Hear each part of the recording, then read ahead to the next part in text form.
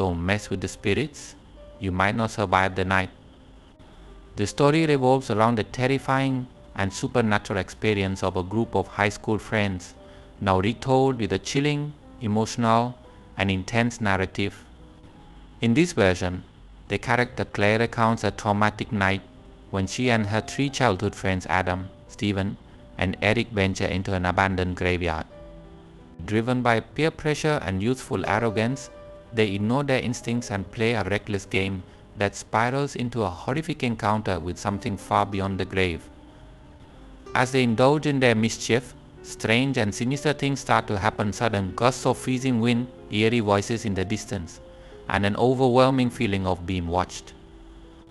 A challenge to spend the night near a mysterious grave escalates into a nightmare when Adam suddenly disappears, only for his ghostly figure to later return in Claire's dreams, cold and distant, trying to tell her the terrifying truth behind his death.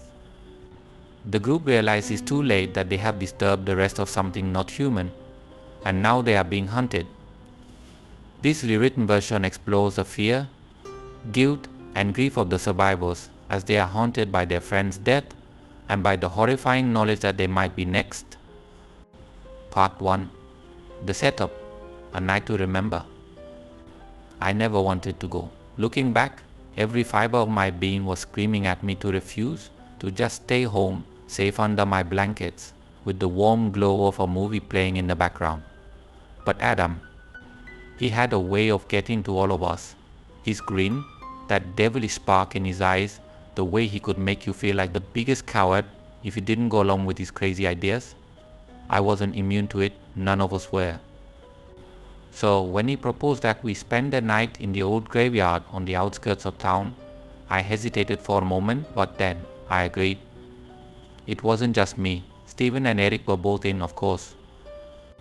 We'd been a tight-knit group since we were kids, and backing out now, that just wasn't an option. Adam had always been the ringleader, Stephen the laid-back one who went with the flow, and Eric. Well, Eric would never admit to being scared of anything. So when Adam said, "Come on, it'll be fun," with that mischievous grin of his, the rest of us just followed. Like we always did. I wish we hadn't. It was late October. The air had a bite to it, the kind that made you shiver, but also made the thought of huddling up in the cold seem thrilling. We met up just after sunset, the sky still faintly pink as the last light of the day disappeared. Adam had brought a flashlight, but Stephen and Eric had more important things in their backpack: snacks, cheap whiskey, and of course a deck of cards. The essentials for a graveyard campout, they said, laughing like this was just another one of our harmless adventures. The graveyard was ancient, or at least that's how it felt. The gate was rusted, the iron bars long since twisted out of shape. Vines and overgrowth had nearly swallowed the place whole, making it look less like a place for the dead and more like something dead itself. Adam pushed the gate open with a loud screech, its metallic whine echoing into the night, and we all hesitated. But like always, Adam took the lead. "I'll take us to the best spot," he declared, bounding forward with that confident, reckless energy he was known for. He didn't even look back to see if we were following. We always did. The place smelled old. You know how some places have a scent that just clings to them? This one reeked of damp earth and decaying leaves, with an undertone of something I couldn't quite place, something metallic, like old blood. I shook the thought from my head, trying not to let my imagination get the better of me. I could hear Eric chuckling behind me, probably mocking my nervous glances, but I kept my mouth shut. We walked deeper into the graveyard, past rows of crumbling tombstones, stones with names that had long since faded away. Some of the graves were marked by giant angel statues, their wings chipped and faces worn smooth by time. Others were so overgrown with ivy that you could hardly tell they were there. The moon was rising now, casting a pale, ghostly light over everything, but it wasn't enough to see clearly. Adam's flashlight carved a path through the shadows, illuminating the crooked gravestones like teeth jutting out of the earth. "This is it," Adam said finally, stopping near a large stone cross that towered over the surrounding graves. It was old, Worn down but still imposing? Perfect, right? I didn't think so. The air felt different here, heavier, colder. But none of the guys seemed to notice. They were already laughing, setting down their bags and pulling out the whiskey. I stood there for a moment, hugging myself against the chill that seemed to seep into my bones, but eventually I sat down with them. I had to. There was no going back now. Adam, of course, was the first to make a toast. To the best night ever, he said, raising his bottle high into the air. May the spirits join us. The rest of them cheered, clinking bottles and laughing like they hadn't just walked into one of the most unnerving places in town. But I wasn't laughing. Something about the way Adam said the spirits made my skin crawl. I felt like we were being watched, and not in a cute, ghost story kind of way. This felt real. We sat in a loose circle, the whiskey warming us up but also making us bolder. The moon was high now, casting long shadows across the graves. Every now and then, a gust of wind would rattle the trees, sending a cascade of dead leaves skittering across the ground, but otherwise the night was unnaturally still, too still. You scared yet? Claire Adam teased, nudging me with his elbow. I saw you jump when the gate creaked shut up. Adam, I muttered, pulling my jacket tighter around me. I'm fine, but I wasn't fine. Something felt wrong, but I couldn't put my finger on it. Maybe it was the cold, maybe it was the graveyard, or maybe it was the way the shadows seemed to shift and dance in the corners of my vision, like something was moving just out of sight. And then it started. At first it was subtle, so subtle that I almost didn't notice it. The wind picked up, blowing harder now, making the trees around us sway and groan. But it wasn't just the wind, there was a sound. A low, whispering sound, like someone muttering under their breath. I looked around, but the guys didn't seem to notice. They were too busy talking and drinking, their voices loud and careless. But I heard it, the whispering. Guys, do you hear that? I asked, my voice barely a whisper itself. Adam laughed, taking another swig from his bottle.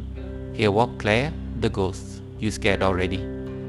No, I'm serious, I said, my eyes darting around the dark graveyard.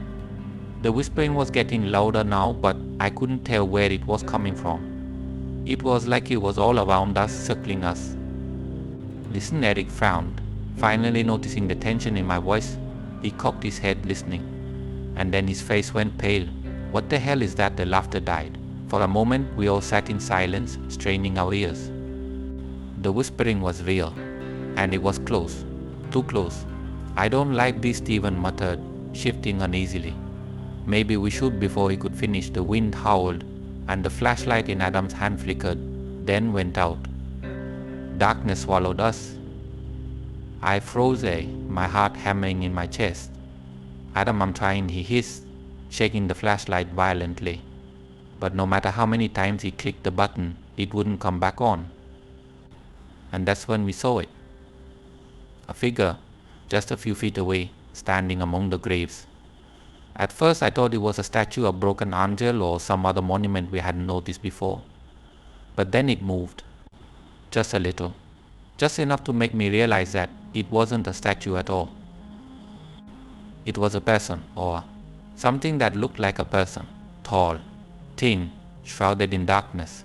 Its face was obscured, but I could feel its eyes on us, watching, waiting. Oh my God, Eric breathed. Do you see that? No one answered. We were all too scared to speak, too scared to move. The figure didn't come closer, but it didn't go away either.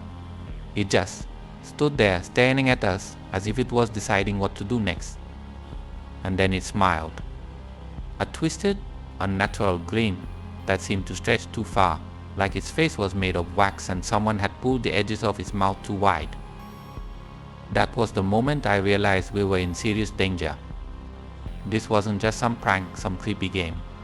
We had crossed the line, and now something was coming for us. Ron, I whispered, barely able to get the word out. But it was too late. The figure took a step forward. Part 2. The dead testing their courage. The wind had died down, leaving the graveyard wrapped in an oppressive silence. The kind of quiet that makes you hyper-aware of every little sound, your own breathing, the faint rustling of leaves, and the occasional creak of old branches swaying overhead. We stood around a particularly large tombstone, its inscription too worn to read, but it felt ancient. It loomed over us, its stone surface cracked and covered in moss, like a relic from another time. Adam's grin stretched wide as he rummaged through his backpack, pulling out a pack of candles and a box of matches. "This is the spot," he declared, looking around with satisfaction. "Perfect, don't you think?" I didn't think so. My stomach churned with unease. The air here felt different, heavier, colder, like the graveyard itself was watching us. I pulled my jacket tighter around my shoulders and glanced up at the night sky. The moon hung high, its light filtered through a thin veil of clouds, casting long, skeletal shadows across the ground. The gravestones around us stood like sentinels, worn down by time, but still imposing in the dim light. Adam's voice cut through the quiet, pulling me back to reality. "All right, here's the deal. We stay until sunrise. No one leaves, no matter what." He struck a match, lighting the first candle, and handed it to Stephen. Stephen chuckled, accepting the candle with a playful smirk. "You're really serious about this?" How he bent down to place the candle at the base of the tombstone. Adam shrugged, the mischievous glint in his eyes shining even brighter. "It's just one night. We'll be fine." Unless he turned his gaze on me, that teasing grin stretching even wider. "Claire's too scared to stay." I felt my face flush with a mix of embarrassment and frustration. "I'm not scared," I shot back, my voice sharper than I intended. "I just don't think it's a good idea, Stephen." Eric laughed, passing the bottle of cheap whiskey between them, as if they were celebrating before the real fun began. I could feel their eyes on me, mocking me, daring me to back out. And Adam, he was the worst of them all. His smirk never wavered, his eyes daring me to admit that I wasn't like them, that I wasn't brave enough to stay. But I wasn't going to give him the satisfaction. "Fine," I muttered, crossing my arms over my chest. "I stay. But if something happens, don't blame me," Adam chuckled, lighting another candle and placing it beside the first. The soft glow of the flames flickered in the breeze, casting long shadows across the graveyard. The light didn't make me feel any better, it only made the darkness around us seem more menacing, like it was closing in, waiting for us to let our guard down. Eric tossed a blanket onto the ground and flopped down with a grunt. "Well, if we're staying, might as well get comfortable," he said, opening his bag and pulling out the deck of cards. I hesitated for a moment before sitting down next to him, the cold ground seeping through the thin fabric of my jeans. My heart was racing, every instinct screaming at me to leave, to get as far away from this place as possible. But I couldn't, not with Adam watching, his smug expression telling me that he was just waiting for me to crack. The four of us sat in a loose circle, the flickering candles providing the only light in the oppressive darkness. Stephen cracked open the whiskey and passed it around, each of them taking swigs and laughing, as if we weren't sitting in the middle of a graveyard at midnight. But I couldn't shake the feeling that something was watching us. Every now and then, I'd glance over my shoulder, half expecting to see something lurking in the shadows. But there was nothing, just the wind, the trees, and the gravestone silent, unmoving. Still, the sensation clung to me like a second skin, prickling at the back of my neck. "Let's play a game," Adam suggested, breaking the uneasy silence. Stephen rolled his eyes, clearly amused. "What are we, 12? Adam grinned, pulling a small silver coin from his pocket. "Heads, we ask the spirits to join us. Tails, we leave them alone." My stomach dropped at the suggestion. "Adam, don't," I warned, my voice low. "That's not funny," but Adam was already flipping the coin into the air, his grin widening with every second it spun. When it landed in his palm, he opened his hand, revealing the result. "Heads. Looks like we're inviting some company," Adam said, with a wink, his voice dripping with arrogance. He reached out, placing the coin on the grave in front of us, and leaned back as if waiting for something to happen. Nothing did. The others laughed, their laughter echoing in the still night air, but my heart pounded in my chest. I didn't want to be here anymore. Every part of me wanted to leave, to run as fast as I could out of this place, and never look back. But I couldn't. Not with Adam watching, not with the weight of their expectations pressing down on me. So I stayed. Minutes passed. Maybe it was longer. Time felt strange here, like it was stretching and warping in the darkness. The candles flickered, casting dancing shadows across the ground, and the night grew colder, sharper. The laughter slowly died down, replaced by a tense silence that none of us could quite shake. I glanced at the tombstone in front of us, its surface illuminated by the flickering candlelight. The name carved into it was nearly unreadable, worn down by time and weather, but I could just make out a few letters and B. The rest was lost to the elements. "Who do you think this guy was?" Eric asked, his voice cutting through the quiet. "Who cares?" Adam replied, leaning back on his elbows and staring up at the sky. "Just some dead guy." I couldn't help but feel a pang of unease at his words. The way he dismissed it all, the grave, the candles, the very idea of death, it felt wrong, disrespectful. But then again, that was Adam. He never took anything seriously, not even when he should.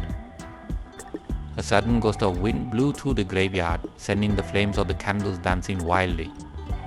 The temperature seemed to drop even further, and I shivered, pulling my jacket tighter around me. The others seemed unfazed, but I couldn't shake the feeling that we weren't alone. "Alright, I'm bored," Adam announced, sitting up and grabbing the bottle of whiskey. "Let's do something fun." Stephen raised an eyebrow, clearly intrigued. Like what? Adam's grin returned, that same mischievous spark lighting up his eyes. "Let's explore, see if we can find anything." Interesting. I didn't like the sound of that. "No," I said quickly, my voice louder than I intended. "We should stay here. It's safer." Adam laughed, standing up and stretching his arms above his head. "Safer? Claire, we're in a graveyard. What could possibly happen?" I opened my mouth to argue, but I stopped myself. He wasn't going to listen. None of them were. I could see it in their faces. They were already lost in the thrill of the night, the excitement of being somewhere they shouldn't be. And I was just a scared one, the one who didn't want to ruin the fun. So I stayed silent. The boys wandered off, leaving me alone by the tombstone, the flickering candlelight casting strange shadows across the ground. I hugged my knees to my chest, my heart racing as I watched them disappear into the darkness. For a moment I considered leaving, just getting up and walking back to the entrance. But I couldn't. Not yet. Minutes passed. The wind picked up again, stronger this time, whipping through the trees and sending dead leaves swirling through the air. I glanced around nervously, my eyes scanning the graveyard for any sign of the boys. But there was nothing, just the wind, the gravestones, and the oppressive darkness that surrounded me. And then I heard it. A whisper. Low, almost imperceptible, but unmistakably real. It came from somewhere behind me, just beyond the reach of the candlelight. I froze, my breath catching in my throat. The whisper came again, louder this time. Closer. "Claire." I spun around, my heart pounding in my chest. But there was no one there, just empty graves and twisted trees, their branches creaking in the wind. Panic surged through me. I stood up, my legs shaking, and backed away from the tombstone. I wanted to run, to scream for the others, but I couldn't. My voice was caught in my throat, my feet glued to the ground. And then I saw it. A figure standing at the edge of the graveyard, shrouded in darkness. It was tall, impossibly tall, and its face was hidden in shadow.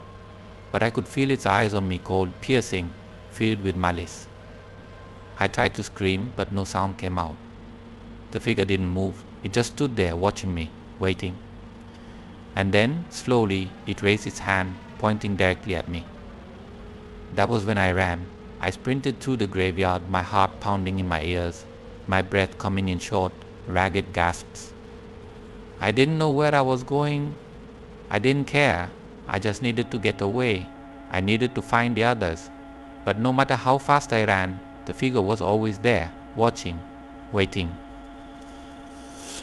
By the time I found Adam, Stephen, and Eric, I was shaking uncontrollably, tears streaming down my face. They were laughing, completely unaware of the terror I had just experienced. "What's wrong, Claire?" Adam asked, his grin mocking me. See a ghost? I didn't answer. I couldn't. Because I knew deep down that whatever I had seen, it wasn't just a ghost, it was something far worse. And it was coming for us. Part 3. The strange events begin. It happened all at once, like the night itself had decided to turn on us. We were sitting in a circle around the flickering candles. The air was still, unnervingly still, like even the wind had been scared away.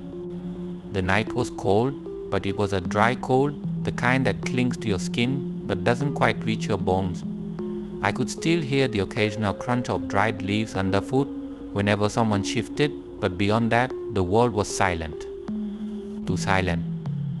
Stephen was halfway through a story, something about ghosts he'd seen once or claimed to have seen anyway. His voice was loud, brimming with the kind of confidence that only came from cheap whiskey and adrenaline. Adam, of course, was egging him on, laughing at every exaggerated detail, while Eric just shook his head with that half smirk he always wore when he didn't quite believe something but didn't care enough to argue. I, on the other hand, wasn't laughing. I hadn't been for a while. I had this feeling, this weight in my chest that wouldn't go away. It had started small, just a sense of unease when Adam lit the candles and dared the spirits to join us.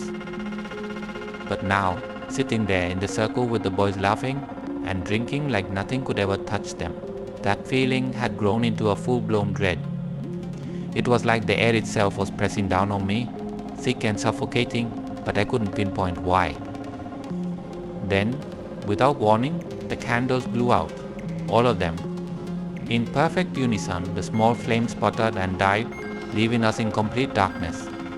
I blinked, momentarily stunned by how fast the night had swallowed us whole. 1 second, we were sitting in the soft glow of candlelight, and the next, we were plunged into pitch black nothingness. Oh, Stephen yelped, his voice suddenly much too loud in the oppressive silence. Did you guys see that? I'm sure it's just the wind, Eric muttered, though even he didn't sound so sure. He shifted uneasily beside me, his eyes darting toward the empty space where the candles had been. I turned to Adam, expecting him to laugh, to say something cocky about how the spirits were playing along with his game, but he was silent for a moment too. Then, with a nervous chuckle, he reached for the box of matches. Alright, enough with the theatrics. Let's get these back up. His hands fumbled in the darkness, and I could hear the scrape of the matchstick against the box, the small hiss as the flame caught. For a brief second, the light flared to life, illuminating his face in a sharp, orange glow. His eyes gleamed with something close to excitement, like he thought this was all part of some elaborate prank.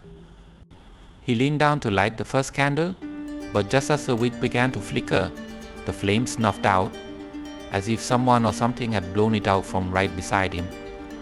What the hell, Adam muttered, frustration creeping into his voice. He struck another match. Same result. The moment the flame neared the candle, it vanished. Poof, gone. I swallowed hard, my heart pounding in my chest. Adam, stop, I whispered, but he didn't hear me, or maybe he just ignored me. He was too busy trying again and again, each match failing quicker than the last. There was no wind. I was sure of that now. The air was still deathly still, so how were the candles blowing out? Damn it, Adam cursed, tossing the matchbox to the ground. Something screwing with us. I opened my mouth to speak, to tell him that we should just leave, but before I could get a word out, a sudden gust of wind swept through the graveyard, chilling me to the bone. It wasn't natural. It couldn't have been.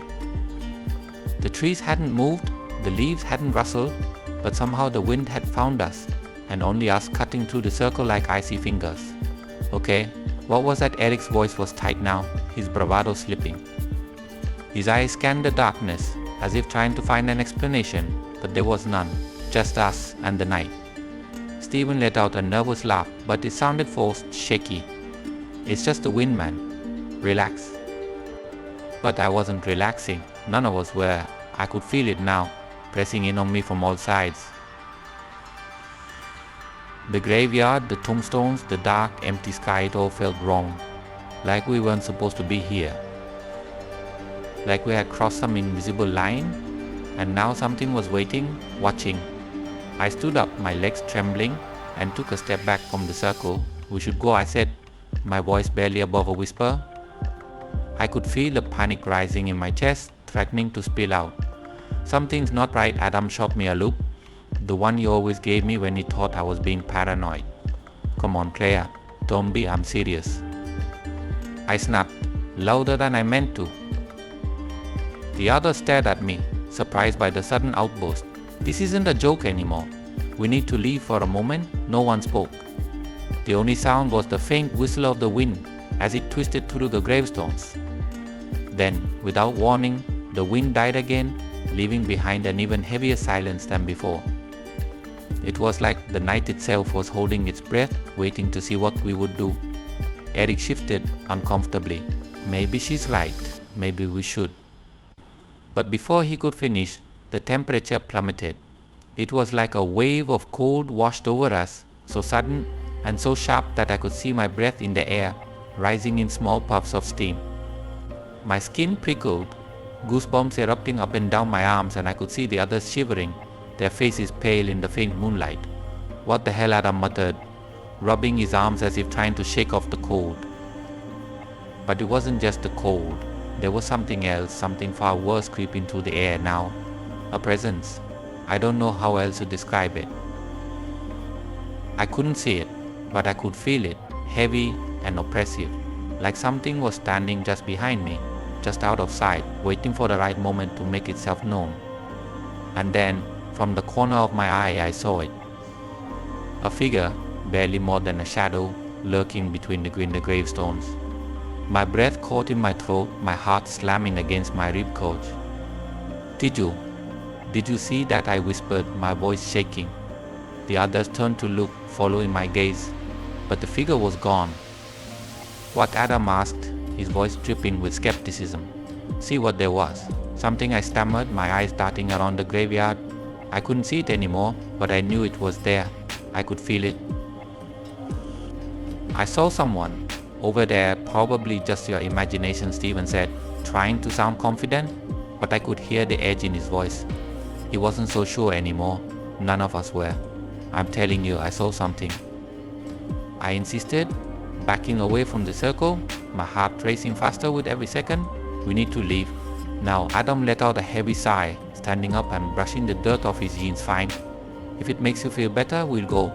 But I'm telling you, Claire, there's nothing out here." He grabbed his backpack and slung it over his shoulder, his nonchalance infuriating. How could he not feel it? How could he not sense that something was terribly, terribly wrong? But just as I turned to follow him, a sound echoed through the graveyard. A low, guttural sound, like something or someone moaning in pain. It was faint, barely audible but unmistakable. We all froze, our eyes wide with terror. "What was that?" Eric whispered, his voice barely more than a breath. None of us answered. We were too scared to move, too scared to even breathe. The sound came again, louder this time, closer. My skin crawled, my blood turned into ice as I realized it wasn't coming from any direction I could pinpoint. It was all around us, surrounding us. And then, just when I thought it couldn't get any worse, the ground beneath us seemed to shift. The earth trembled, just for a moment, but enough to send a jolt of fear through my entire body. "We need to go," I said, my voice breaking with panic. Now Adam didn't argue this time. None of them did. Without another word, we turned and ran, our footsteps echoing through the dark as we fled from the graveyard, from whatever was out there. But as we ran, I couldn't shake the feeling that we weren't alone.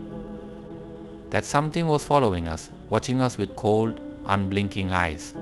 And no matter how far we ran, no matter how fast we moved, it was always there, waiting. We didn't stop running until we reached the gate, panting and gasping for breath. The boys exchanged nervous glances, their faces pale and drawn. No one spoke, no one dared. But I knew, as I stood there with my heart pounding in my chest, that this wasn't over. Not by a long shot. Something had awakened that night. Something far older and far more dangerous than we could have ever imagined.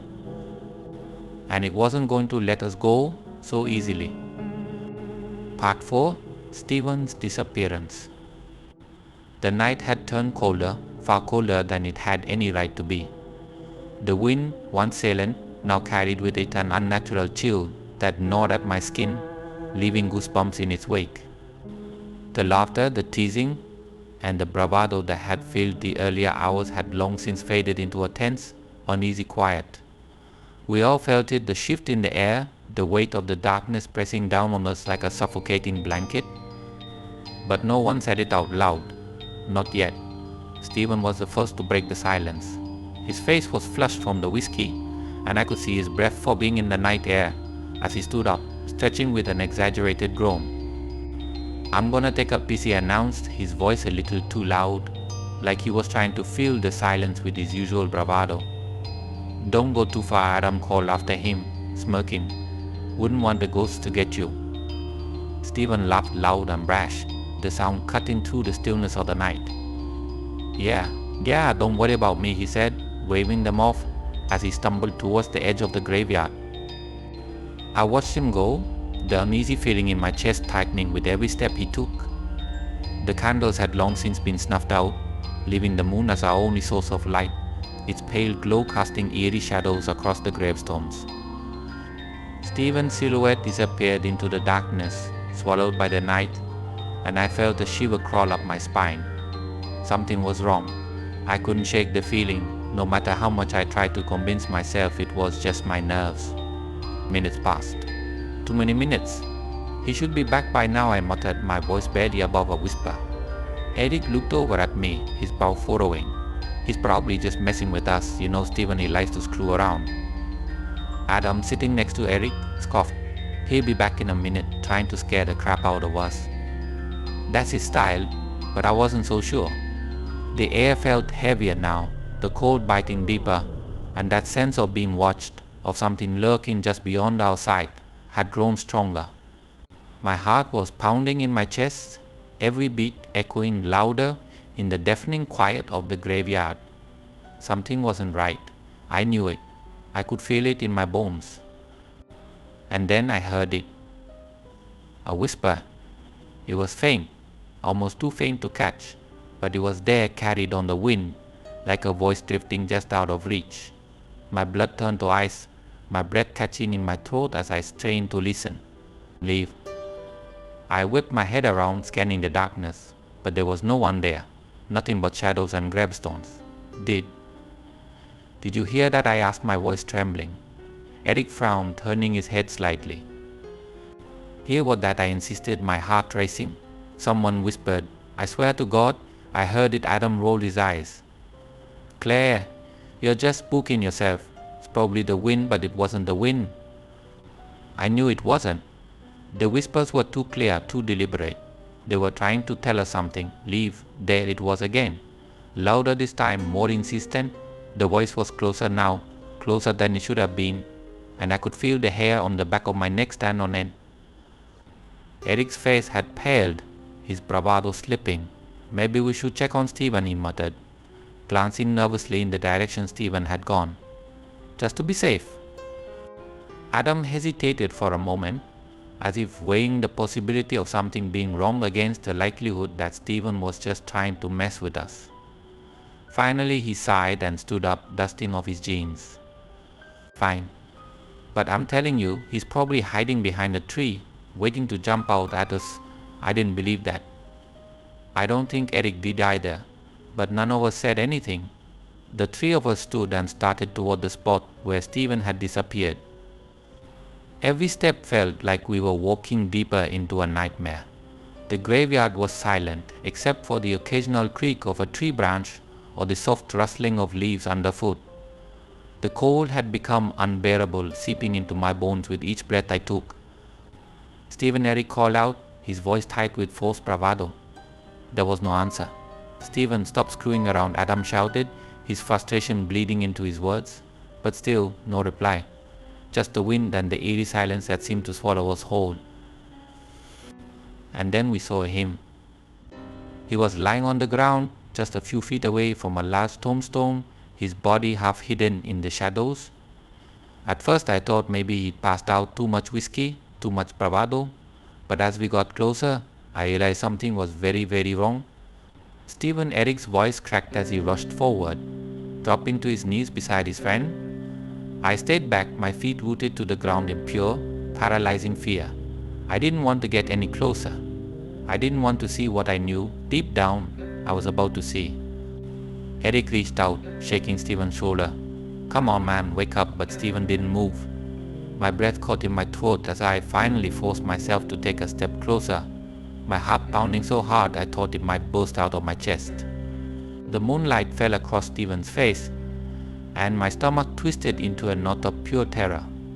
His eyes were wide open, staring blankly up at the sky, frozen in an expression of pure horror. His mouth was slightly open, as if he'd been trying to scream, but no sound had come out. His skin was pale, too pale, and his lips were tinged with blue. He wasn't breathing. He's not breathing," Eric whispered, his voice shaking with disbelief. He looked up at Adam, his face a mask of shock. "Adam, he's not breathing." Adam stared down at Stephen's body, his usual cocky grin gone, replaced by a look of confusion and fear. He knelt down beside Eric, shaking Stephen harder this time, his voice rising in panic. "Come on, Stephen, wake up," but Stephen didn't wake up. He didn't move. I felt a scream claw its way up my throat, but it got stuck, tangled with the overwhelming terror that had taken hold of me. This wasn't happening. It couldn't be happening. Stephen was just playing a prank. He had to be. But as I looked down at his face, frozen in that awful expression of terror, I knew this wasn't a prank. This was real. Stephen was dead. I staggered back, my hand flying to my mouth as I struggled to keep from screaming. My mind was racing, trying to make sense of what I was seeing, but there was no sense to be found. There was only the cold, hard truth staring back at me through Stephen's lifeless eyes. "What the hell happened to him?" Eric choked out, his hands trembling as he shook Stephen's shoulder again, as if he could somehow wake him from this nightmare. "I don't know," Adam muttered, his voice unsteady. "I don't know." We stood there in stunned silence, the cold creeping deeper into our bones, the weight of Stephen's death pressing down on us like a crushing force. The whispers had stopped, but the sense of something watching us, something lurking just beyond our sight, had grown stronger. We needed to leave. "Now, Adam, we need to go," I said, my voice trembling with fear. "We need to get out of here." Adam didn't argue. He didn't say anything. He just stood up, his face pale and drawn, his eyes fixed on Stephen's body, as if he couldn't quite believe what he was seeing. "We can't leave him here," Eric said, his voice shaking. "We can't just leave him," but we had no choice. There was nothing we could do for Stephen now. He was gone. And we were next. The whispers returned, louder this time, more insistent. "Leave." "We have to go," I shouted, grabbing Adam's arm and pulling him away from Stephen's body. Eric stumbled to his feet, his face pale with terror, and together, the three of us turned and ran. We didn't look back. I could feel the whispers chasing us, the cold breath of something unseen brushing against the back of my neck, urging us to run faster, to get away before it was too late. The graveyard seemed to stretch on forever, the gravestones looming like twisted shadows in the darkness, but we kept running, our footsteps pounding against the earth, our hearts racing with fear. We didn't stop until we reached the gate, gasping for breath, our faces pale and our bodies trembling with shock. Eric doubled over, his hands on his knees, his breath coming in ragged gasps. "What the hell just happened?" He choked out, his voice shaking. I didn't have an answer. None of us did. But deep down, I knew the truth. Something had killed Stephen, something that didn't want us there, and it wasn't finished with us yet. Part 5. The possession Stephen returns. We stood there, paralyzed, staring down at Stephen's lifeless body. It was impossible to accept. The Stephen we knew laughing, reckless, always daring now lay cold and still before us, his eyes wide and frozen in a mask of terror. But it wasn't the expression on his face that haunted me, it was the silence that followed. The stillness, that hollow, empty feeling that clung to the air like the aftermath of something unspeakable.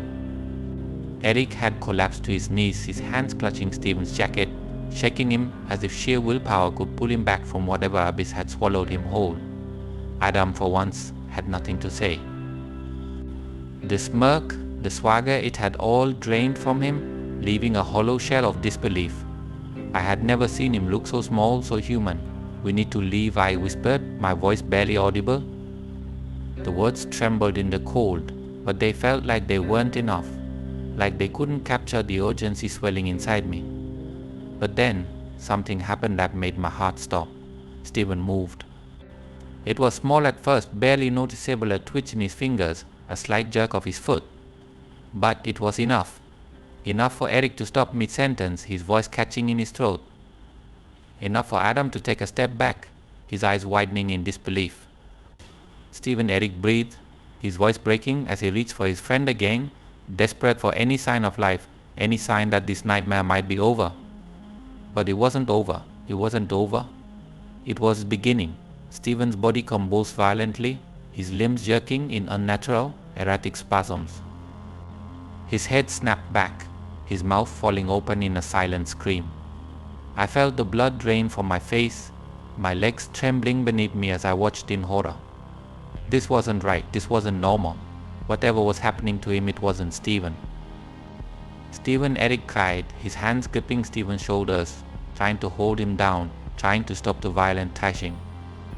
But Stephen's body seemed to have a strength that wasn't his own, a strength that defied logic. And then, without warning, his eyes snapped open, but they weren't his eyes. The blue irises that had always been so familiar were gone, replaced by something dark, something empty. His pupils were dilated, so wide that they swallowed the color entirely, leaving only a black void that seemed to stretch into nothingness. There was no recognition, no warmth, just cold, hollow emptiness. "Stephen," Eric whispered again, but this time his voice was shaking, filled with fear. Even Adam, who had been silent until now, took another step back, his bravado shattered. And then Stephen spoke. But it wasn't his voice. "You shouldn't have come here." The words crawled out of his mouth, slow and deliberate, like something was testing them before they were spoken aloud. His voice was lower, rougher, with an edge that sent chills racing down my spine. It didn't sound human. It didn't sound like Stephen. I felt my stomach twist, my heart pounding in my chest as I took a step back, the weight of those words settling over me like a suffocating blanket. This wasn't Stephen. Whatever was speaking through him, whatever had taken control of his body, wasn't him. It was something else, something dark, something ancient. Adam finally found his voice, though it was shaky, his usual arrogance completely gone. "What the hell? What's going on?" Stephen stopped messing around, but Stephen, or the thing inside him, didn't stop. His head tilted to the side, a slow, deliberate motion that felt wrong in every way. His body, still convulsing moments ago, now stood unnaturally still, rigid like a puppet held by invisible strings. "You've disturbed it," he, or rather, the thing whispered. Its voice was a strange mix of Stephen's and something much darker, as though two voices were layered on top of one another, one trying to break free, the other suppressing it. "You shouldn't have come here." Eric was frozen, his hands still resting on Stephen's shoulders, though his face had gone pale, his eyes wide with fear. "Stephen, stop, please," but the thing inside Stephen didn't stop. He leaned forward, its eyes those cold black voids fixing on Eric with an intensity that made my skin crawl. A slow, twisted smile spread across his face, a mockery of Stephen's usual grin. It was wrong, horribly wrong, like a grotesque imitation of something human. "They're watching," it said, the words dripping with malice, its gaze never leaving Eric. "They've always been watching." Adam was trembling now, his usual confidence completely shattered. "What the hell is going on?" he muttered, more to himself than to anyone else, his eyes darting between Stephen's body and the dark graveyard surrounding us. I wanted to run.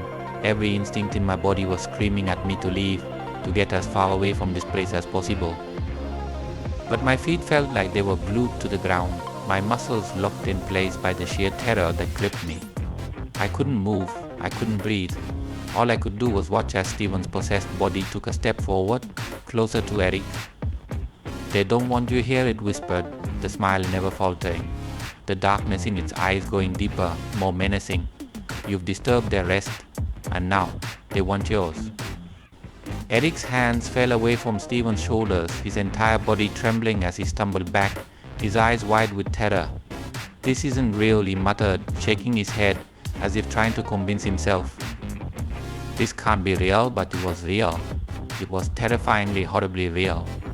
And then, as suddenly as it had started, the convulsion stopped. Stephen's body went rigid, his limbs locking in place as his head snapped back, his mouth open in a silent scream.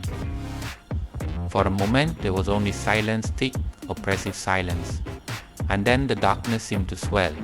The air around us grew heavy, thicker somehow, like we were being suffocated by an invisible force. The shadows between the gravestones stretched longer, darker, creeping toward us like grasping fingers. And through it all, Stephen's body remained unnaturally still, his eyes wide and vacant, like he wasn't there anymore. Like he'd never been there. "Adam," I whispered, my voice barely more than a breath. "We need to go," but Adam was frozen, his eyes locked on Stephen's twisted figure, his face pale and drawn. I could see the fear in his eyes, the disbelief, but I also saw something else, guilt. For the first time, Adam looked scared, truly scared. I didn't know," he stammered, shaking his head. "I didn't know this would happen, but it was too late."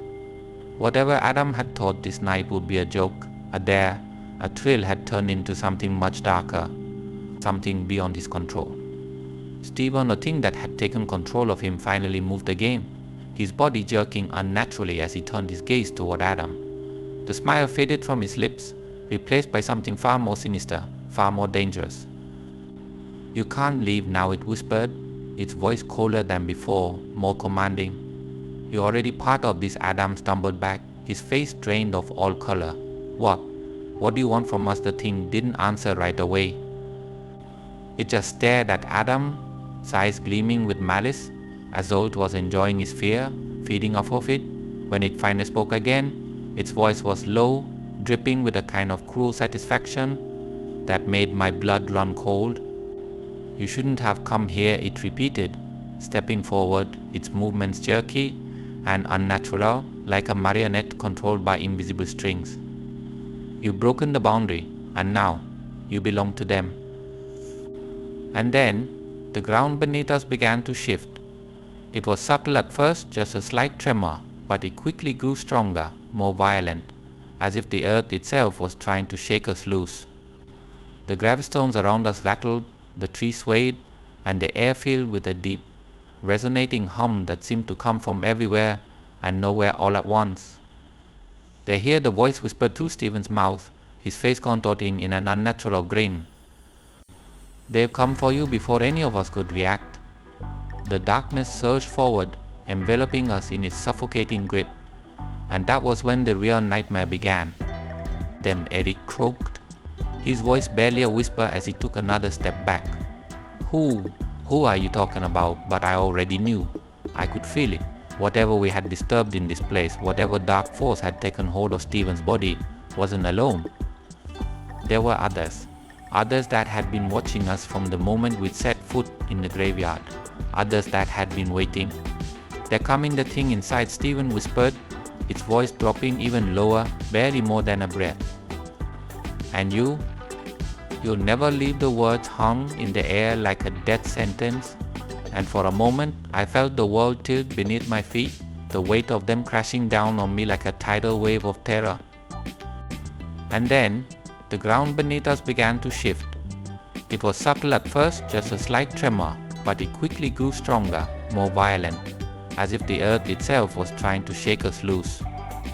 The gravestones around us rattled, the trees swayed, and the air filled with a deep, resonating hum that seemed to come from everywhere and nowhere all at once. They hear the voice whisper through Stephen's mouth, his face contorting in an unnatural grin. "They've come for you before any of us could react." The darkness surged forward, enveloping us in its suffocating grip, and that was when the real nightmare began. Part 6. Adam's Fate, the Vanishing. The night had spiraled into a nightmare far beyond what any of us could have ever imagined. What had started as a foolish dare, a reckless challenge under the moonlight, had descended into something darker, something evil. And now, with Stephen's lifeless body under the control of force we couldn't begin to understand, we found ourselves standing on the precipice of pure horror. I could still hear the sickening sound of Stephen's voice. No, not Stephen's voice. The thing inside him. Its words echoed in my head, twisting through the cold air like a poison. "They've come for you." Adam was staring at Stephen's possessed body, his face pale and drawn, the bravado that had defined him for years shattered in an instant. He was trying to process it, trying to grasp some shred of reality in the midst of the madness. But there was no reality here. Nothing made sense anymore. Stephen, if that was even him, stood motionless, his dark eyes locked on Adam, a grotesque smile tugging at the corners of his mouth. His body was still, unnaturally still, like all the life had drained out of him, leaving only a hollow shell, a puppet waiting for its strings to be pulled. "Adam, we have to leave," I whispered, my voice trembling. I could feel my heart pounding in my chest, each beat reverberating through my entire body like a warning bell. Now, but Adam didn't move. He didn't even blink. His eyes were fixed on Stephen's twisted figure, his breathing shallow and rapid. What are you?" he stammered, his voice barely more than a breath. The thing inside Stephen tilted its head, the smile widening, stretching across its face in a way that was utterly inhuman. And then, before any of us could react, it lunged. It happened so fast that it barely registered. One moment, Stephen's body was standing still, rigid like a statue. The next, it was flying at Adam with an unnatural speed, its limbs jerking violently as it moved. Adam let out a strangled gasp, stumbling backward as Stephen's possessed form crashed into him, knocking him off his feet. "Adam," I screamed, my voice piercing the night, but it was too late. I watched in horror as Stephen's hands, those cold, lifeless hands, wrapped around Adam's neck, pinning him to the ground. Adam struggled, thrashing beneath him, but it was useless. Stephen's strength, or rather, the strength of whatever was controlling him, was overwhelming. Inhuman. I took a step forward, my instinct to help him overriding the fear that had paralyzed me, but Eric grabbed my arm, his grip tight and desperate. "Claire, no," he shouted, his voice shaking. "We have to get out of here." But I couldn't move. I couldn't leave Adam. Not like this. I tried to pull away from Eric, my heart racing, but before I could take another step, something happened that made my blood run cold. Adam disappeared. It wasn't gradual. It wasn't like he was pulled into the shadows or dragged into some hidden corner of the graveyard. He was just gone. 1 second, he was there, struggling beneath Stephen's body, his face contorted in fear and pain. And then, in the blink of an eye, he vanished into the night, like he had never existed. My scream died in my throat, my entire body going numb with shock. I stared at the spot where Adam had been, my mind racing, my brain refusing to process what I had just seen. How was that possible? How could someone just disappear? "Adam," Eric shouted, his voice raw with panic. He ran to where Adam had been, dropping to his knees, his hands clawing at the dirt, as if he could somehow find him, as if Adam had been buried beneath the earth. "Adam, where are you?" Adam, but there was nothing, no trace of him, no sign that he had ever been there at all. Eric's hands stilled, his breathing ragged as he knelt there in the dirt, his eyes wide with terror. "What? What just happened?" he whispered, his voice barely audible. "Where did he go?" I didn't have an answer. None of this made sense. None of it could be real, but it was real, terrifyingly, horrifyingly real. I took a step back, my body trembling, my mind spinning as I tried to make sense of it all. But the more I tried to grasp at some explanation, the more the dread crept in, wrapping itself around me like a suffocating fold. Adam was gone. Just gone. And I didn't know how to get him back. Behind me I heard a soft thud, followed by the sound of something heavy collapsing onto the ground. I turned, my heart leaping into my throat, and saw Stephen's body lying limp in the dirt, motionless once again. But this time I knew better than to believe he was just unconscious. "He's dead," Eric muttered, his voice hollow, his eyes fixed on Stephen's still form. He's really dead, I wanted to believe that, but I knew it wasn't true. Whatever had taken control of Stephen, whatever had spoken through him, was still there, lurking in the shadows, waiting for its next move. And Adam was gone, lost to whatever dark force had claimed him. "We have to go," I whispered, my voice shaking. "Eric, we have to get out of here." Eric didn't respond at first. He just knelt there, staring down at the spot where Adam had vanished, his face pale and blank, as if he was trapped in a nightmare he couldn't wake up from. I could see the fear in his eyes, the disbelief, but also the guilt. He had been the one to bring us here. He had been the one to push for this, to make light of the danger. And now Adam was gone. "Eric," I said again, more forcefully this time, grabbing his arm and pulling him to his feet. "We have to leave." Now he blinked, his eyes slowly focusing on me, but there was no recognition, no understanding, just shock, pure, unadulterated shock. "I didn't mean for this to happen," he whispered, his voice breaking. I didn't know, but there was no time for guilt, no time for regret. We had to move. We had to get as far away from this place as possible before it took us to, "Come on," I urged, pulling him away from Stephen's body, away from the graveyard that had swallowed Adam whole. "We need to run." Eric hesitated for a moment, his eyes darting back to Stephen's lifeless form. But then he nodded, his hands trembling as he gripped mine. "Okay," he whispered, his voice barely audible. "Let's go." We turned and ran, our footsteps pounding against the earth, our breaths ragged and shallow as we fled into the night. The darkness seemed to close in around us, the shadows stretching longer, deeper, like they were trying to pull us in, trying to swallow us whole. The wind howled through the trees, carrying with it the faintest echo of a whisper, something I couldn't quite make out, but it chilled me to the bone. Behind us, the graveyard loomed silent and still, but I could feel it. I could feel the weight of something watching, something waiting, just beyond the veil of shadows, something that had claimed Adam, something that wasn't finished with us yet. We didn't stop running until we were far from the graveyard, our lungs burning, our legs aching, but even then, the fear didn't leave.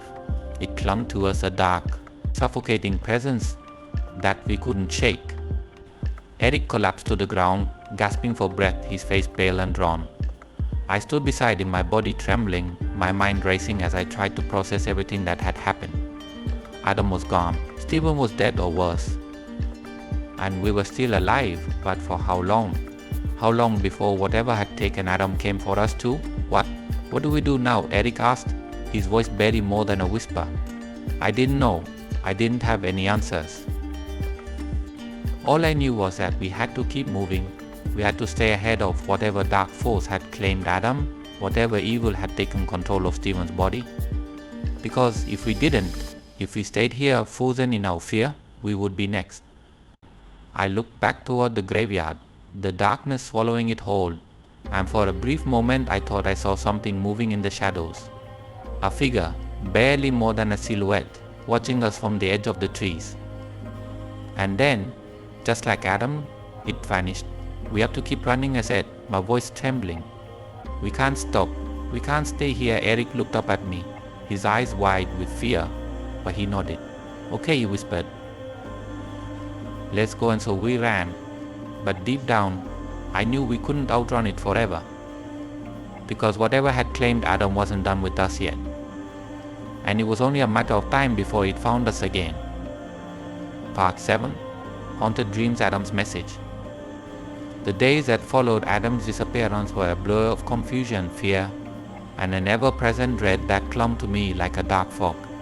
I couldn't shake the feeling that something terrible was still watching us, waiting for the right moment to strike again. Eric and I didn't talk much after that night. What was there to say? Stephen was gone, Adam had vanished into thin air, and we were left with only the shadows of our own fear. No words could make sense of the horrors we had witnessed. But the nights were worse. That's when the real terror began. It started innocuously enough. After that frightful night in the graveyard, I had trouble sleeping, understandably so. Every time I closed my eyes, I would see Adam's face, his expression, frozen in shock as Stephen's possessed body lunged at him. The terror in his eyes, the way his hand had reached out, as if he was begging for help, before he simply disappeared. But it wasn't until the nightmares began that I realized the horror had only just started.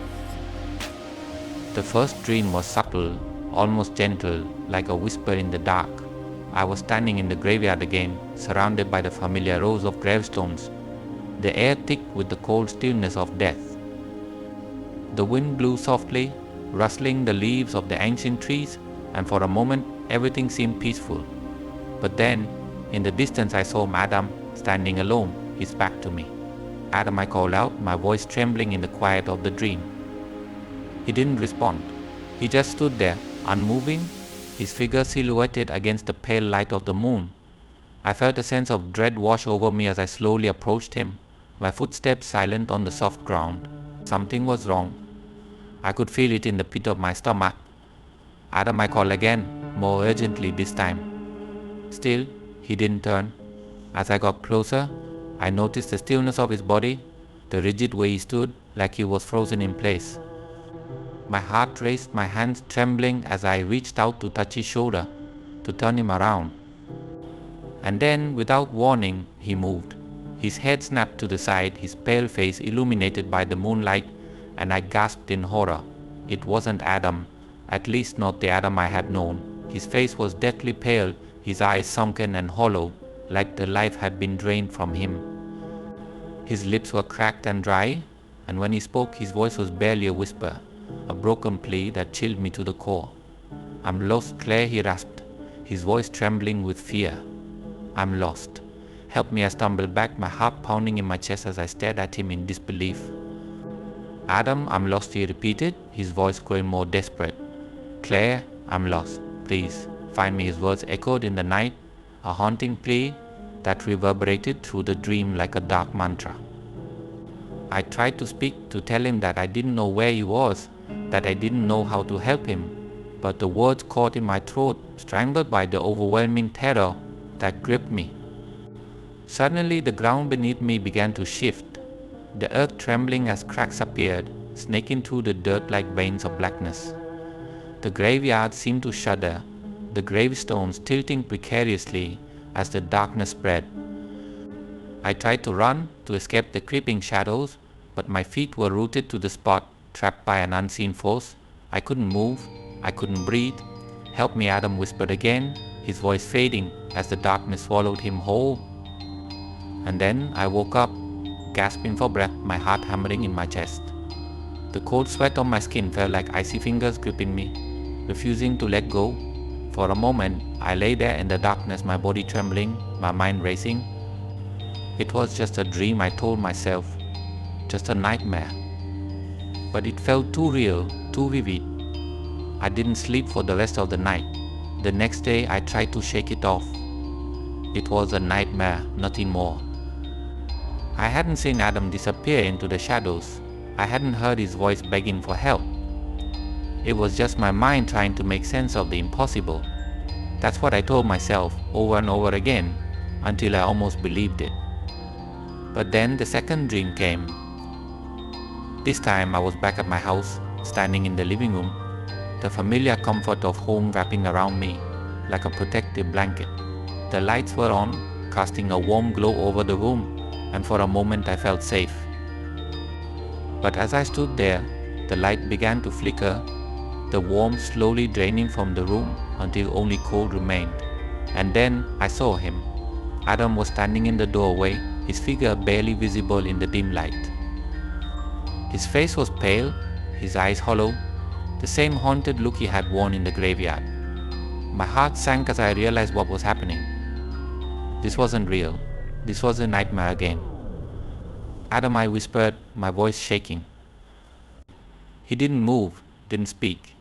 He just stood there, staring at me with those empty eyes.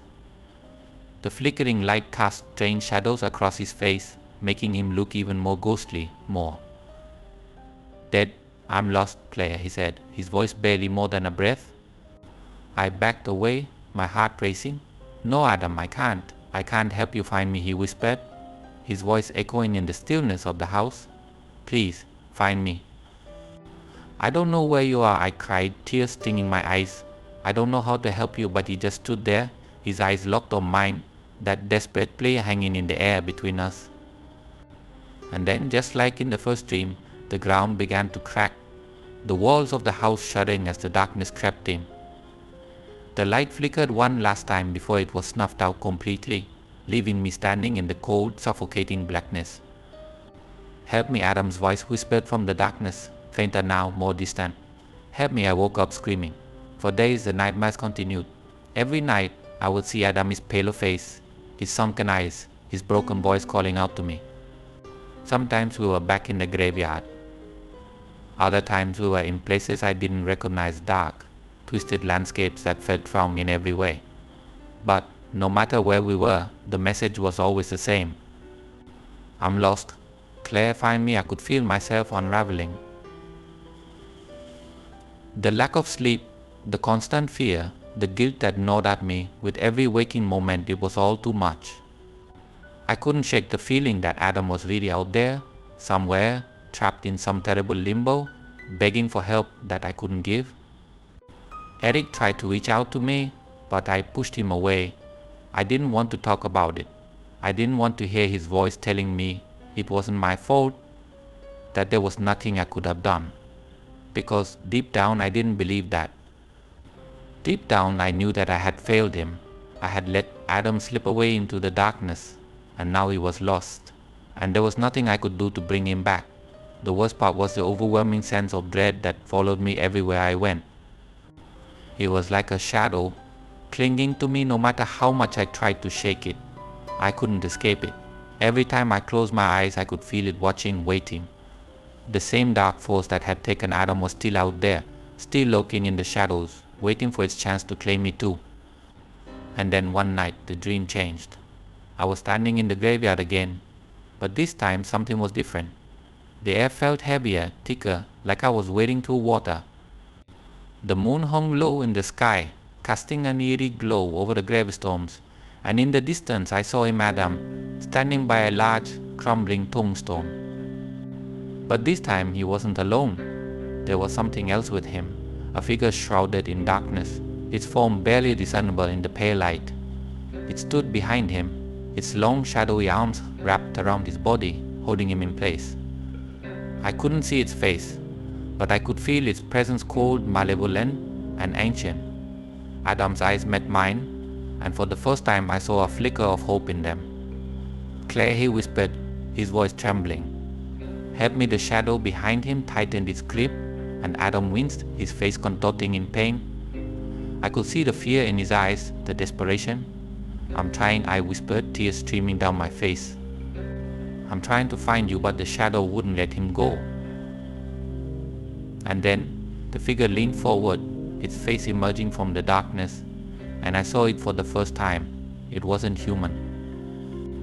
Its face was twisted and grotesque, a mask of decaying flesh and hollow eyes that seemed to stare right through me. Its mouth opened in a wide, unnatural grin, revealing rows of jagged, rotting teeth. And then it spoke, its voice a low, guttural growl that sent shivers down my spine. "He's mine now." I woke up screaming, my heart racing, my body drenched in sweat. The terror lingered long after the dream had faded, wrapping itself around me like a vice. I knew, deep down, that this was no ordinary nightmare. This was a warning. Adam was gone, and whatever had taken him was coming for me next. Part 8. The discovery of Adam's body. The days following Adam's disappearance were suffocating, filled with dread and a sense of helplessness that clung to me like a second skin. The nightmares had become relentless, with Adam's ghostly face, pale and hollow, haunting me every time I closed my eyes. His words echoed in my mind, a constant reminder of my failure to save him. "I'm lost, Claire. Help me," but I couldn't. No matter how hard I tried, no matter how desperately I searched my thoughts for a way to undo what had happened, Adam was gone. Eric and I had barely spoken since that night. We both avoided each other as though any conversation would shatter the fragile hold we had on reality. The weight of the guilt, the terror of what we had witnessed, and the gnawing fear of the unknown had driven a wedge between us. Stephen's body had been taken away, but his name became like a forbidden word between us. Adam, on the other hand, had simply vanished into the night. Until that morning, it was a rainy Tuesday when the news broke. The police had found a body. I was sitting in the living room, staring blankly at the TV, my mind barely registering the noise. My parents had tiptoed around me since that night. They had no idea what had happened, no one did, but they could see something in me had broken. When my mom called my name softly, her voice tinged with concern, I didn't respond. I couldn't focus on anything but the growing knot of dread tightening in my chest. "Claire, sweetheart," she said again, placing a gentle hand on my shoulder. The police found a body in the graveyard. It's Adam. At that moment, the world seemed to slow down. The air around me thickened, making it difficult to breathe, and my vision blurred at the edges. Adam. His name sounded foreign now, distant. The boy who had been so alive, so full of reckless energy, was now just a lifeless body found in the graveyard. I didn't respond to my mother. I didn't cry. I simply stood up and walked outside, letting the rain wash over me. It felt cold, but I didn't care. The numbness in my chest spread until it was all I could feel. I didn't need to go to the graveyard to know what they had found. I had seen it in my dreams. Adam, lying in the same spot where Stephen had collapsed, his face frozen in that same expression of terror. The police didn't release many details. All they would say was that Adam had been missing for days, and now they had found him in the graveyard. But I knew the truth. The graveyard had claimed him, just as it had tried to claim us all. Eric showed up at my house that evening, his eyes bloodshot and his skin pale as if he hadn't slept in days. I knew he had heard the news. I didn't need to ask him how he was feeling because I already knew. We were both broken, both haunted by the same memories, the same guilt. "We need to talk," he said, his voice barely above a whisper. About that night, I shook my head, the very thought of revisiting those moments sending a wave of nausea through me. "I can't, Eric. I can't do this. We have to," he insisted, his voice cracking. "We can't pretend it didn't happen." Adam is dead, Claire. He's dead because of us." "No," I snapped, the anger bubbling up inside me like a storm ready to break. "It wasn't us. It wasn't our fault." Eric looked at me, his eyes filled with tears, and for the first time, I saw the depth of his pain. He wasn't just grieving Adam's death. He was grieving the loss of everything we had once been carefree, invincible, untouchable by the horrors of the world. That night had changed everything. "Do you think they'll believe us?" I asked bitterly, my voice trembling. "Do you think the police will believe that some force in that graveyard took Adam? That something beyond our understanding is responsible for this?" Eric didn't answer. He didn't need to. We both knew the truth. No one would believe us. Not the police, not our families, not even ourselves, if we didn't have the memories etched into our minds like scars. We were alone in this. I saw him in my dreams, I admitted, my voice barely audible. "Adam, he's been calling out to me, telling me he's lost. But I don't know what he wants. I don't know how to help him." Eric's face twisted in confusion and fear. "Claire, those are just dreams." "They aren't real, maybe they're not," I said quietly, "but it doesn't feel like that. It feels real, like he's really out there, trying to reach me." We fell into silence, the weight of everything pressing down on us like a suffocating blanket. Neither of us had the answers, but the one thing we did know was that we could never speak of that night again. Not to the police, not to anyone. It was the only way we could protect ourselves from the truth. But deep down, I knew that no matter how much we tried to bury it, the darkness from that night would follow us. It had already taken Adam. It wouldn't stop there. The next morning, I stood at the edge of the graveyard, staring at the spot where they had found Adam's body. The air was thick with the smell of damp earth and decaying leaves, and the rain from the day before had left the ground muddy and slick. It was quiet now, eerily so. as if the very land itself was holding its breath, waiting for something to happen. The police tape had already been taken down, but I could still see the outline of where they had marked the scene. I could almost picture Adam lying there, his body cold and lifeless, his eyes wide open in terror. As I stood there, the memories of that night came flooding back in vivid detail, the way the candles had blown out despite the still air, the way Stephen's body had convulsed before collapsing, and the way Adam had simply disappeared. I could still hear his voice calling out to me, begging for help. I couldn't stay there any longer. I turned to leave, but something stopped me. A feeling deep in my gut that I wasn't alone. Slowly I turned back toward the graveyard, my heart pounding in my chest. And that's when I saw it. In the distance, standing between the gravestones, was a figure. At first I thought it was a trick of the light, or maybe just another visitor to the cemetery. But as I squinted through the mist, I realized that it was neither. It was Adam. Or at least it looked like him.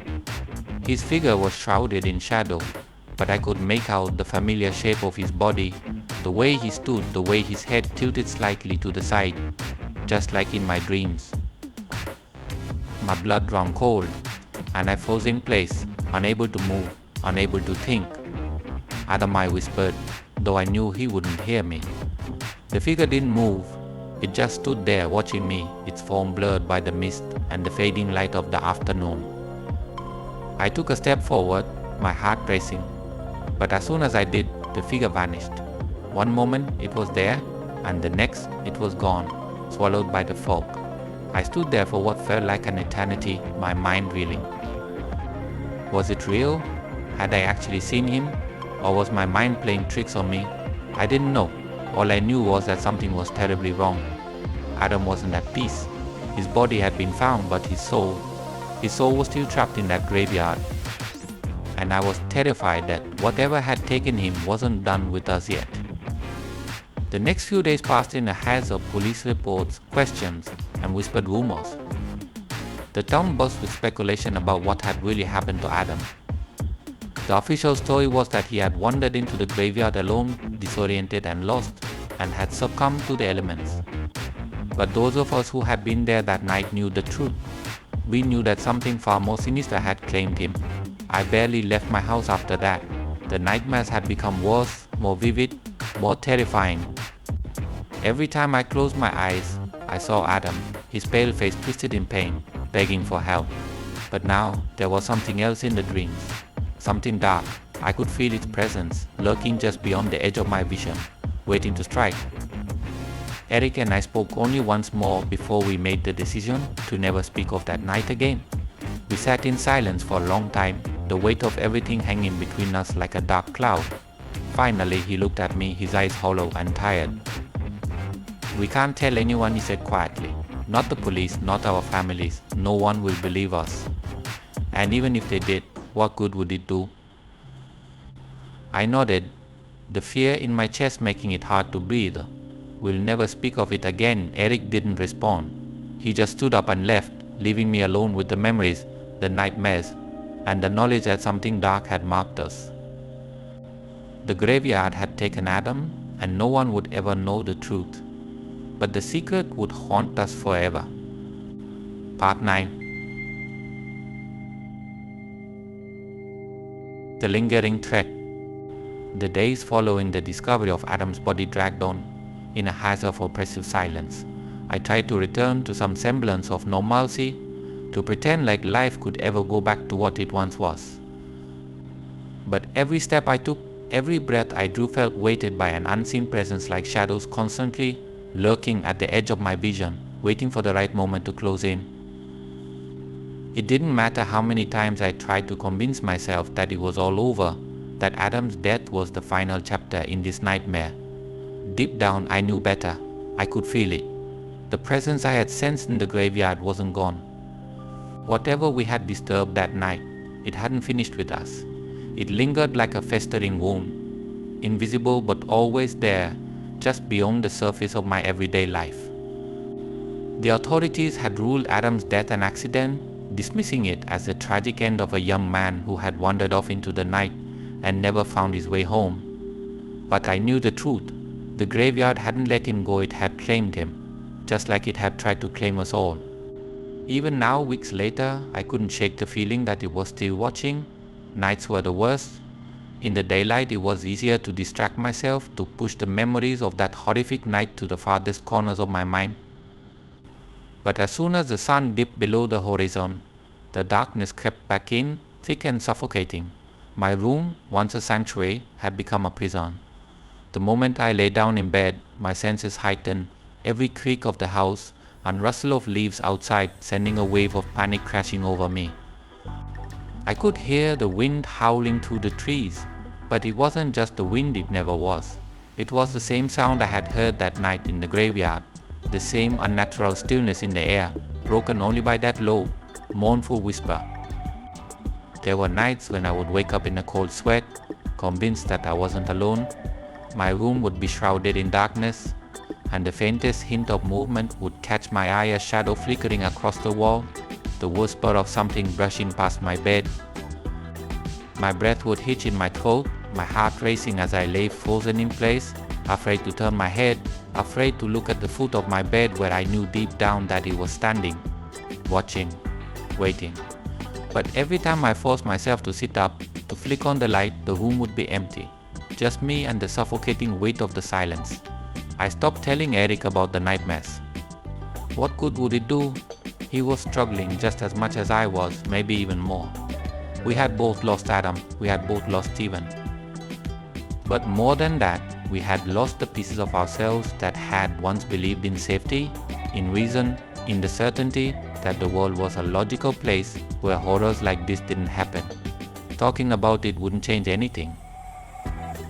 The fear was always there, gnawing at the edges of our minds like some invisible parasite. Eric didn't need to know how much worse it had gotten for me. He didn't need to know that every time the wind rattled my window or a tree branch scraped against the side of the house, my heart would seize with the primal, bone-deep certainty that it was coming back for us. Because it was, I could feel it growing stronger. It was early November when I woke up to the sound of my window creaking open. The wind had been fierce that night, howling through the neighborhood with a kind of ferocity I hadn't heard since the night we were in the graveyard. My eyes flew open in the dark, and for a moment I lay there in the stillness, listening. There it was again, the faint creak of the window, as if someone or something was slowly, carefully, prying it open from the outside. My heart pounded in my chest, a steady thrum that echoed in my ears. I didn't want to move, my body was frozen with fear, every instinct screaming at me to stay perfectly still, to keep my eyes shut and pretend like nothing was happening. But I knew, deep down, that pretending wouldn't save me. I had made the mistake of pretending for too long. Summoning every ounce of courage I had left, I sat up slowly, my hands trembling as I reached for the lamp on my bedside table. The darkness pressed in around me, thick and suffocating, and the sound of the wind outside seemed to grow louder, more insistent, as if it were trying to drown out my thoughts. My fingers found the switch, and with a sharp click, the room was bathed in the soft glow of the lamp. The window was open, just a crack, but open nonetheless. I stared at it, my breath caught in my throat, my body paralyzed with fear. I hadn't opened that window, I hadn't touched it since before everything went wrong. It had been locked, sealed shut like everything else in my life. But now, the lock was undone, the glass pane slightly ajar, letting in the biting chill of the autumn air, and then I saw it. A shadow, faint and fleeting, slipping past the edge of my bed, vanishing into the corners of the room where the light couldn't reach. My blood ran cold, and for a moment I thought I was going to be sick. It was here, the thing from the graveyard. The presence I had felt lurking in the shadows of my life. It had found me. I wanted to scream, to cry out for help, but no sound came. My throat was tight, my lips frozen in place as I stared into the darkness, waiting for it to show itself, waiting for it to finish what it had started. But nothing happened. The room remained silent, the wind outside howling against the walls of the house. Slowly, cautiously, I swung my legs over the side of the bed and stood up, my feet barely making a sound as they touched the cold wooden floor. I had to see. I had to know if it was still here. The shadows in the room seemed to thicken, closing in around me as I moved toward the window. The cold air brushed against my skin, sending shivers down my spine, but I didn't stop. I reached out, my hand trembling as I gripped the edge of the window, ready to slam it shut. But before I could, I caught sight of something outside, something in the garden below. A figure, standing among the trees, but in the pale light of the moon was a figure. It was too far away to see clearly, but I knew who it was. "Adam," I whispered, my voice trembling. The figure didn't move. It just stood there, watching me, its form blurred by the mist and the distance. My heart pounded in my chest, my hands trembling as I pressed my face closer to the glass. It couldn't be him. It wasn't possible. But in that moment, I didn't care. I wanted it to be him. I wanted, more than anything, for Adam to be standing there, alive and well, waiting for me to come down and bring him back home. But deep down, I knew that wasn't the truth. The figure didn't move. It didn't wave or call out or step toward the house. It just stood there unmoving, like a shadow frozen in time. And then, slowly, it began to fade. The edges of its form blurred, dissolving into the mist until there was nothing left but the empty garden and the silent trees swaying in the wind. I closed the window, my hand shaking, and backed away, the cold glass pressing against my fingertips. Adam was gone. He had been gone for weeks. But whatever I had seen out there, whatever presence had been watching me, it wasn't done with me yet. The following day, I tried to tell myself that it had all been in my head. That the figure in the garden had been a trick of the light, my sleep-deprived brain conjuring images that weren't really there. But the feeling of dread wouldn't leave me. It clung to me like a second skin, growing stronger with each passing day. Everywhere I went, I felt it. The eyes watching, the presence following. I could hear it in the wind, in the whispers that seemed to echo through the house late at night. It was waiting for something, biding its time, waiting for me to fall back into its grasp. I couldn't stay here any longer. One evening, just as the sun began to dip below the horizon, I made a decision. I packed a small bag with whatever I could carry, clothes, a few personal items, nothing important. I didn't know where I was going, but I knew I couldn't stay here. I had to leave, had to escape whatever was haunting me before it claimed me just like it had claimed Adam. The wind outside was picking up again, the trees swaying in the twilight as I zipped up my bag and slung it over my shoulder. My heart pounded in my chest, a mixture of fear and determination surging through my veins. This was my only chance. I had to get out before it was too late. I grabbed my car keys and headed for the door, my footsteps echoing through the empty house. But just as I reached the front entrance, something made me stop. A voice, faint, almost imperceptible but unmistakable. Claire ... I froze with my hand gripping the door handle. My breath caught in my throat as the voice called out again, this time more insistent. Claire, don't go ... It was Adam's voice. I turned around, my heart racing, my eyes scanning the dim-lit hallway behind me. But there was no one there. The house was empty. Empty, except for the presence that had followed me since that night in the graveyard.